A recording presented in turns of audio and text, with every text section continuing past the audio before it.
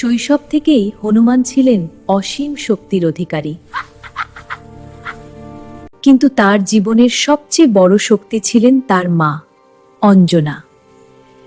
মা অঞ্জনা ছোটবেলা থেকেই হনুমানকে শিখিয়েছিলেন ভক্তি, নম্রতা এবং সৎ পথের গুরুত্ব।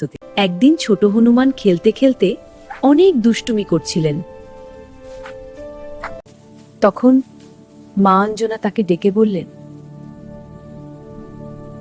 শক্তি থাকা ভালো, সেই শক্তিকে সঠিক পথে ব্যবহার করাই সবচেয়ে বড় গুণ। হনুমান মায়ের কথা মন দিয়ে শুনলেন। তিনি বুঝলেন শুধু শক্তিশালী হওয়া নয়, ভালো মানুষ হওয়াই সবচেয়ে গুরুত্বপূর্ণ। সেই দিন থেকে হনুমান শুধু শক্তিশালী নয়,